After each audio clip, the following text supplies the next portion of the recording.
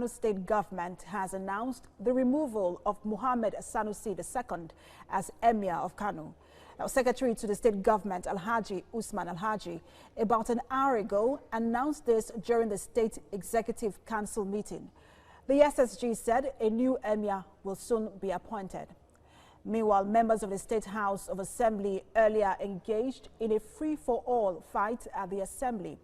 This occurred when the chairman of the Public Complaints and Petition Committee, the Deputy Speaker Hamisu attempted to read an observation concerning a petition filed on alleged violation of culture, tradition and religion, which the members disagreed instantly.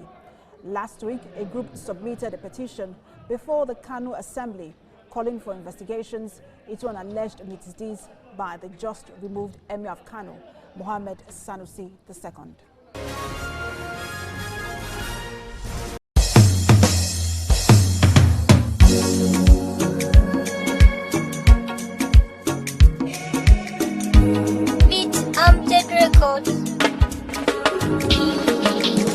Ashe da rai nake son ki jaruma ba da zuciyata ba, komai ruwa da iska akan ke ba za na daina kewa ba.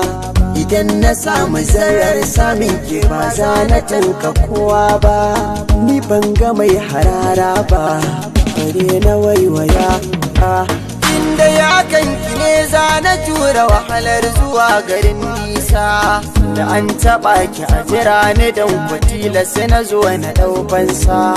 Jimirin jiran ki na idan ki zo na kalle kikin biyar Hausa, siri na rayuwa ta ke ce kawai da kin kira da na amsa. Zuma a baki daɗi gare ta kin bani ta.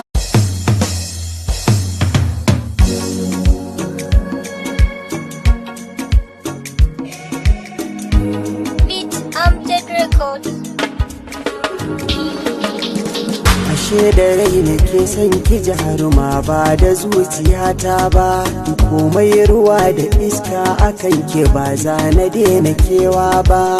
Idan na samu zarar samin ke ba za na tanka kowa ba, ni ban ga mai harara ba bare na waiwaya. Inda ya kanki ne za na tura wahalar zuwa garin nisa, da an taɓa ki a jira ni don kwatila sai na zo na ɗaufansa. Jimirin jiran ki na idan ki zo na kalle kikin biyar Hausa, siri na rayuwa ta ke ce kawai da kin kira da na amsa. Zuma a baki daɗi gare ta kin bani ta.